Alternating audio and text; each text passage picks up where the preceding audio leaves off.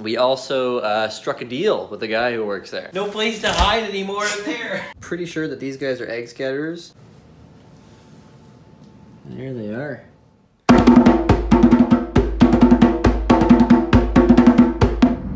Hi guys, we are on the way to Lampeyes, like I said we would be, to hopefully pick up some nice fish. We got Ethan behind the camera.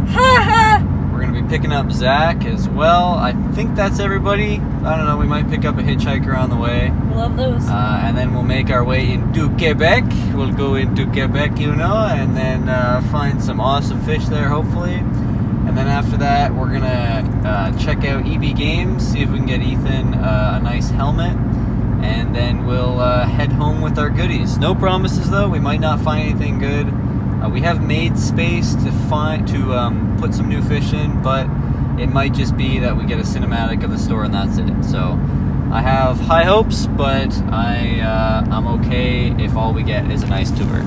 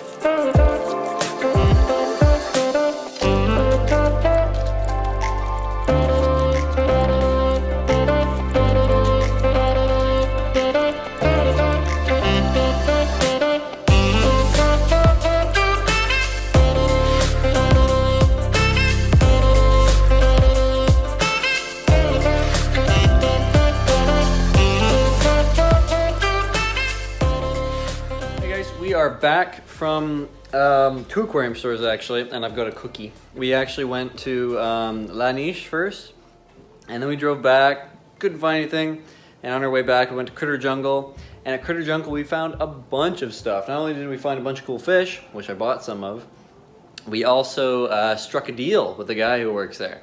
So all the guppies I have, I'm going to be able to gender them and then sell them back to the store, as well as snails, any fish basically that I want to sell to that store, I can.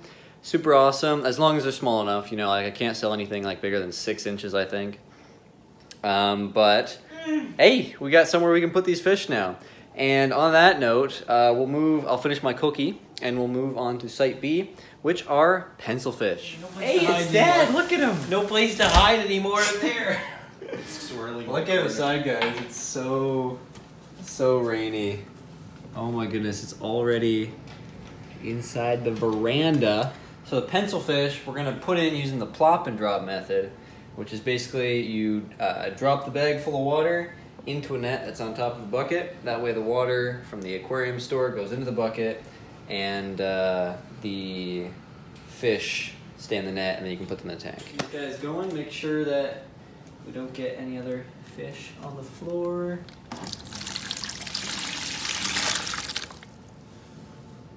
There they are. All right, so now what we're gonna do is we're gonna feed these guys up. But first, we're gonna put in our Lampeye Killifish, which they're surprisingly cheap killifish, but they should be easy to breed Only problem is we got to get the guppies out of there, which we figured out, and we got to get the shrimp out of there, which I'm sure Zach will take them. So let's head over there now. Hey guys, so now we had to put some food in for the fish in the 40-gallon because they were nipping a little bit at the Pencilfish. I hadn't fed them all day. I'm starting to do this thing where I feed heavy at one point during the day rather than feeding multiple times, so they're fine now. We're going to do the same thing with the Killifish here though, just so they're not nipped at by the guppy fry. Their guppy fry are not really a problem, but we're going to throw some in there anyways. So let's unbag these guys. If you guys look up close there, you can see that these Killifish actually look a lot like guppies, which is pretty cool. We actually got a shot of a lesser Killifish there, and that's actually a live bear as well. I'm pretty sure that these guys are egg scatterers. I'm hoping we get some eggs out of them, but for now, I mean, let's just get them in the aquarium. So we'll feed up the fish that are in there right now.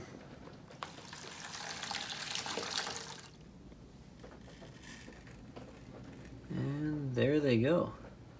Wow, look at them. They look a lot like guppy fry, don't they? They blend right in.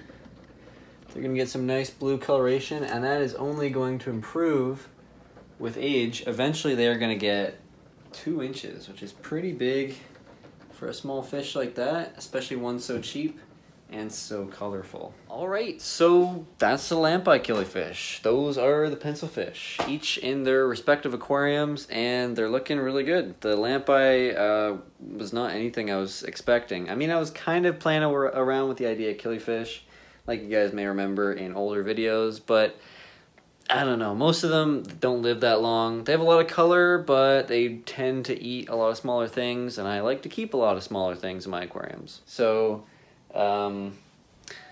enjoy the cinematic, guys. It's much better than my speaking abilities.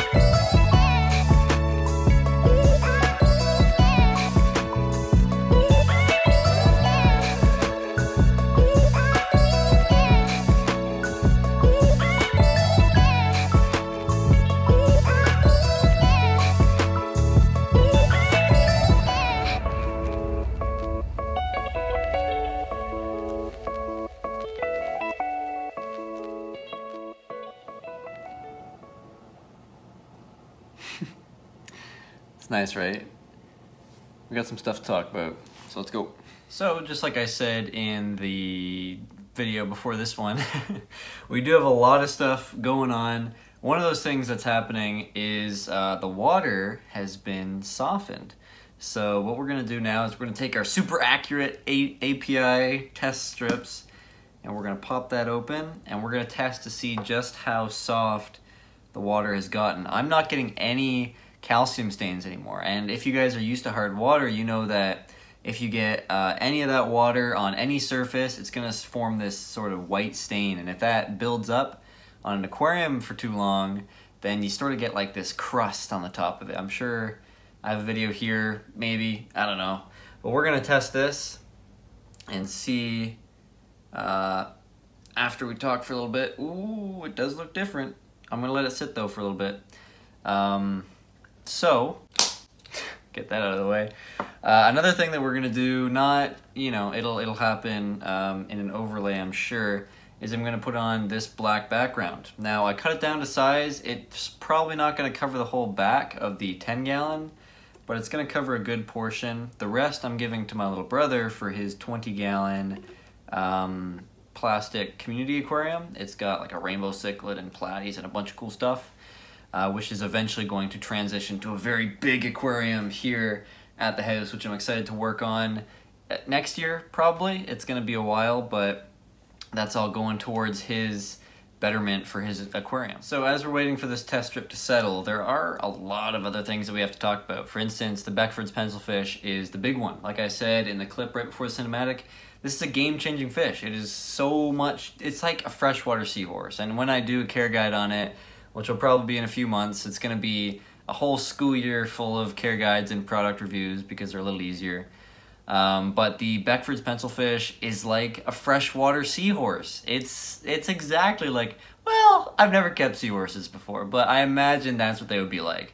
They have a very small mouth that they kind of, wow, that looks weird on camera, that they kind of angle stuff up and then they slowly peck at it, like they quickly peck at it and they slurp that flake out of the water. And then they have these pectoral fins that are just constantly moving as they're hovering around, kind of like a seahorse's dorsal fin. I guess it's a dorsal fin. It's not really a tail fin. But as the seahorse's back fin kind of hovers it around and makes it move through the water slowly. Now, the pencilfish is actually capable of moving pretty fast, but it generally doesn't. This is kind of a fish that hovers in place. And it's actually a good cross between the black phantom tetra, and that it's got that little burst of color. It's got a little bit of orange, it's got a little bit of red, a little bit of gold, a little bit of metallic blue, reflective blue, neon blue even. Kind of like the black phantom, has that little bit of color on the end of it, especially the females, which we're probably going to be selling, and I'll get to that later. And then it's also like the bloodfin tetra in that it stays in a school, maybe not as tight as the bloodfin tetra, and that's another thing we're going to get to. And they stay together, really cool, all around the aquarium, not just the top. They certainly look good at the top, but they're not always at the top. And then they're also like not zebradanios, never again zebradanios. It's also like the harlequin rasbora in that they're not fast swimming, they're kind of loose schooling. They've also got that natural color along with the red and the blue on the belly and the gold on the side. They are called golden pencilfish technically. So you really do see that gold under certain lighting. On the other hand, we'll skip over to the Norman's Lampeye or the Lampeye Killifish. And this is a great fish. This is a fish that I never thought I would get. I kind of went out thinking I will either get pencilfish, I'll get, not Borneo loaches probably, although that is a plan that we're now having in the works, but I was thinking probably a type of loach, a snail-eating loach, because I have a major snail problem, which again, we'll get to, it's probably got to fix. Hopefully we get to it, we'll see how good my memory is. And I was also looking at peacock gudgeons, and I was looking at, I was looking for half-beaks, but I think pencilfish kind of blow half-beaks out of the water. So what are these plans that I've been thinking about? What has Matt been up to? Well, we'll start simple. We'll start with the 10-gallon. Obviously, the next thing that we're doing, or that you already saw in that little clip overlay, is we got the black background on there, which is going to make the Lampeyes shine just a lot more. You'll actually be able to see they have yellow all over their fins. They're gonna get that blue going from the eye all the way down to the back of their body. They really are a brilliant fish. You just need to look closely and you need to give them the right backdrop. Other than that, other than the Lampeyes, which are kind of the star of this this aquarium now, is we're going to arrange for this to be kind of a harvesting tank. So we're gonna be selling snails out of this tank, or we're gonna be giving snails away because trumpet snails are really hard to get rid of. Hopefully we're gonna find somebody that has a puffer fish and we'll just dump all these snails on that person, or someone who wants like a cleanup crew for a bigger fish and they want them on the cheap because typically the bigger fish is gonna eat their snails. We're also going to be selling guppies out of here. So we have the male lyre-tailed guppies in here right now. And they're actually kind of bullies. Like as I'm watching them right now, they push each other around. They push the Lampeyes around. They're kind of mean. But we're going to sell these guys out of here. I'm selling them at $2.50 each to Critter Jungle, which is the store that we went to at the end of that store tour cinematic. I'm sorry we didn't get to see Zach, by the way. He just didn't make as much of an appearance, and I kind of wanted to hang out with my brother more afterwards, and there was family there, which is partially why I'm really behind on edits right now. But we have an outlet for that. We're going to be able to sell snails there. I don't know how much, but we're going to be selling the guppies out of here. We're going to make some more money to continue our aquarium obsession without blowing the bank. And we also have cherry shrimp in here, and Kuhli loaches, and a goby. There's a lot of things in here actually, but we'll start with shrimp. So shrimp, I'm basically paving the way for them to breed successfully. So I was thinking, you know, maybe we'll put a scarlet batis. We didn't get a shot of it, but it was at the store there, and they looked really nice, and I wanted one, but they would definitely eat shrimp. That would be their main target. They would be constantly looking for the shrimp to eat. So I'm thinking maybe in the 40-gallon, kind of as a little piece of intrigue, something that you're looking for and is out like every once in a while, something that's fun to take, or challenging, I guess, more so, to get cinematic shots of for me. They also had sparkling gourami there, which we've had croaking gourami, which is quite a big gourami, but sparkling gourami are a lot smaller, and we do have a shot right here of them. I did manage to take a shot of them. But we won't be able to put those in here either because they are also going to target the shrimp. So we're really trying to encourage breeding here with the guppies while they're here, with the killifish, which are not an annual killifish. Super nice that they're not an annual killifish, which means they are not going to spawn and die. They're going to spawn and spawn and spawn and spawn for 3 years or so, and then they're going to die. And hopefully by then we have backup generations, and we just have this tank filled with little blue glowing eyes. That would be my end goal for this aquarium, along with breeding the shrimp in here. And the shrimp aren't going to be gone after by the killifish, because the killifish are like crazy, always staying at the top. Like I looked in this aquarium and it looked empty, because unless you look down at an angle, you won't see the killifish. They're glued to the top, and it's not like they're gasping for air. They're looking for bugs. So as long as the shrimp stay in the hornwort and in the java moss, they should be okay. On that note, we have the Kuhli loaches who are also hiding in the java moss and in the rocks around here. And I'm really, even though they're my most successful fish video on YouTube, I'm really thinking of selling them. Now, we're probably still going to do a care guide and stuff like that. A lot of the care guides I'm going to do are going to be on fish that I have, I believe, successfully kept. Now, I'm not going to do one on betas because I feel like there's a lot of videos on betas already, and the sorority kind of failed. So I can't even do a sorority care guide video because I couldn't do one right. And if I did, you know, there's things that I could say that you should do, but I've never done them in practice, so I don't think it's right for me to make a care guide on betas in any sense. So back with the Kuhli loaches, we kind of, you know, in the last video, which I also filmed today, we kind of talked about why Kuhli loaches are better in this tank, and also why they're not out at all. Like, the only time I see Kuhli loaches, even in this 10-gallon, which is blacked out right now, is when I turn the lights on in the morning and they freak out and they go back and forth. They're ramming into rocks and they're ramming into the glass and they're trying to dig into the sand and they're just trying to get away, you know? And I hate that. I hate that so much. I don't want my fish to get hurt, first of all. Like, we were talking about how this is the best substrate and you need plants and stuff like that. Well, also, I don't want them to destroy their skulls in the walls that they're crashing into. So I'm thinking about selling them.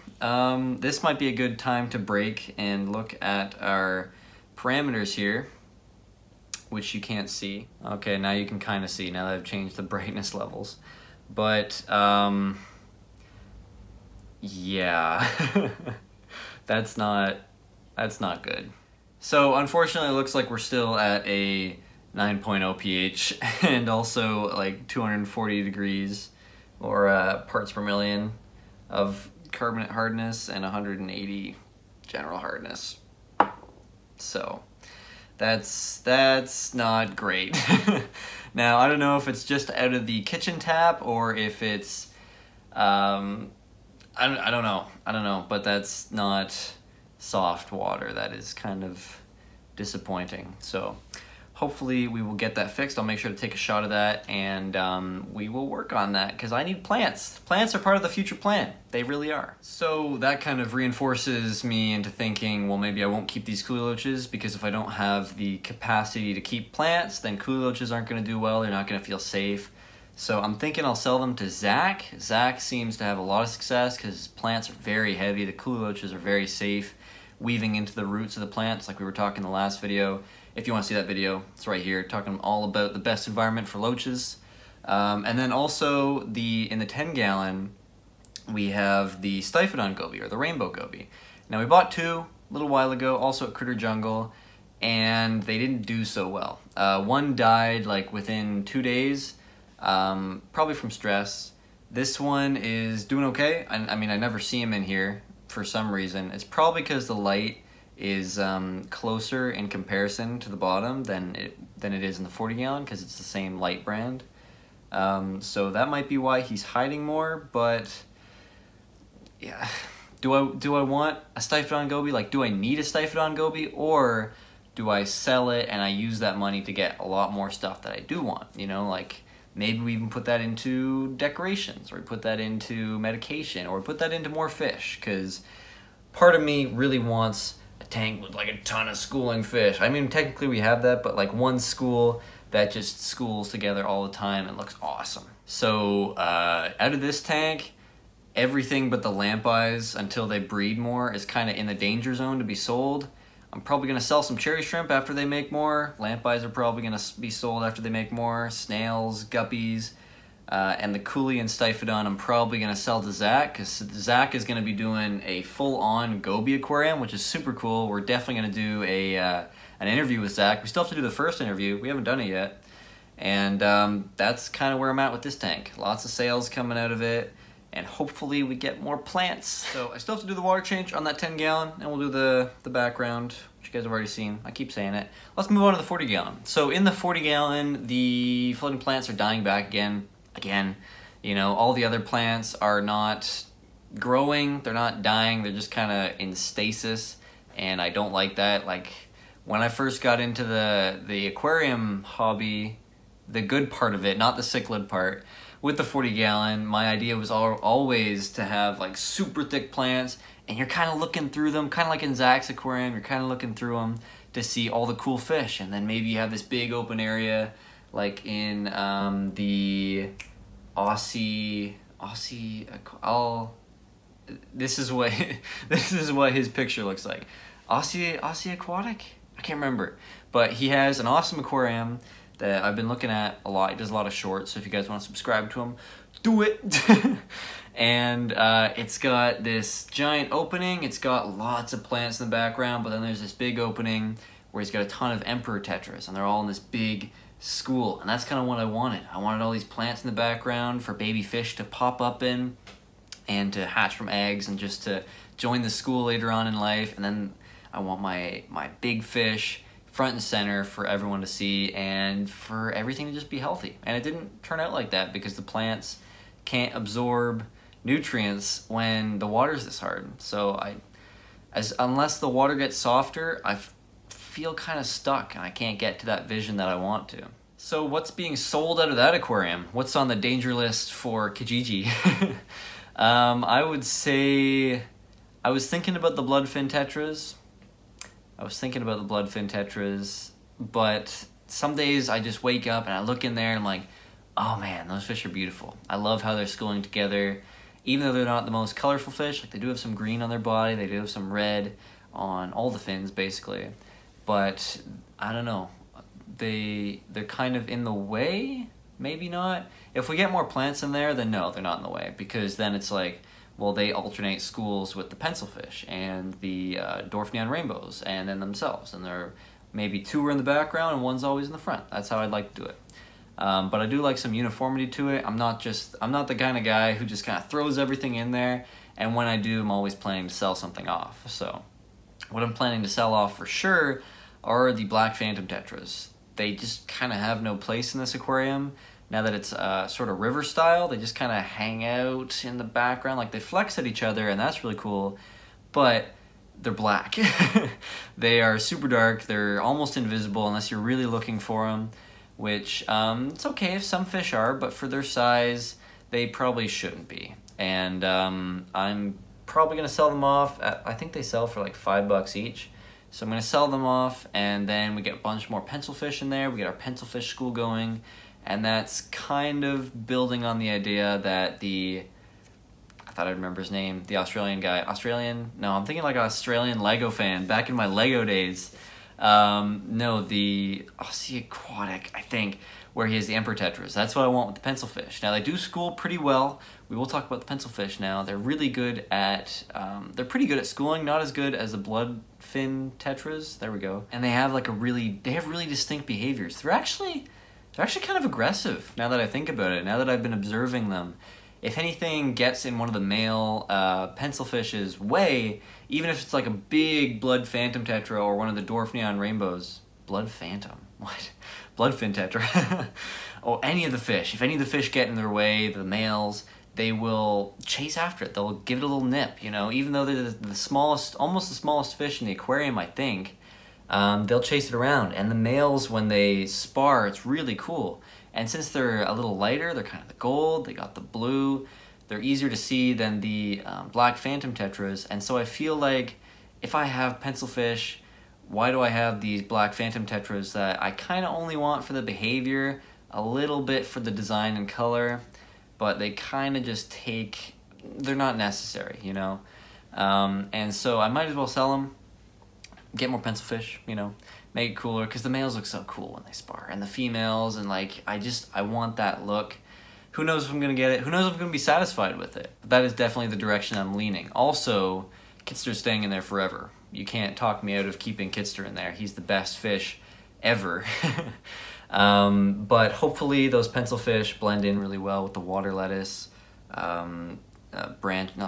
roots coming down, and that's only gonna happen if we get soft water. So here's hoping that we actually can figure this out and get some soft water in there so that the plants can absorb. Another thing I'm thinking is, I was thinking at one point about catfish in there, getting some Corydoras in there, but they are kind of pigs, you know, they are food aggressive. Not that they'll bite at stuff, but they'll just push everything out of the way with their bulk. And I had a problem with my two-far Luella back when I had to with Corydoras. That wasn't super well documented, but so now I'm thinking, we've tried Gobies, we've tried Corydoras. I really like Borneo loaches. I really like hillstream loaches. I don't know about tiger hillstream loaches. I've heard they can be a little bit aggressive, but I mean, that's what this channel is for. We're definitely gonna test that out, even though they're a little more expensive. So I'm planning on getting a bunch of those. Maybe if we get more plants, we'll put in a bunch of sparkling gourami, add that little piece of intrigue that we're missing in there. Maybe if it gets really, really planted, we'll put the Kuhli loaches back in there, but I can't really see myself doing that. I think I'm always going to keep that front part open, and if the back part is the only place with a lot of plants, then we're never going to see them behind that piece of driftwood. Of course, we also have the snail problem in there with the ram's horn snails and the occasional pond snail. Recently, I've just been putting them into a bucket so that hopefully I can sell them to somebody who has a pufferfish, or I'll sell them to Critter Jungle. We are still having a problem with that. I was thinking about I was thinking about getting loaches in there, but they do get a little bit big and they're also a little bit shy. That is zebra loaches, so we'll see how that goes. Last thing, our shrimp, I guess. I was debating putting cherry shrimp in there, but now that I saw that the one that was left over, the one that we forgot to take out, did die. I'm pretty sure it got like its front end eaten off.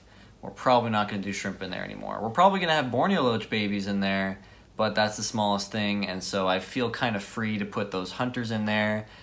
Peacock gudgeons if we want to, scarlet batis, and sparkling gourami if we want to, if we get the plants going enough. So here's hoping, and I think that's everything for today. So thank you for staying until the end. You are the true MVP, and like this video because you might as well if you've gotten this far, and subscribe to see a lot more of this, a lot more care guides, tank updates, looking at other people's aquariums, going to see aquarium stores, lots of fun stuff, and I will see you guys next Sunday.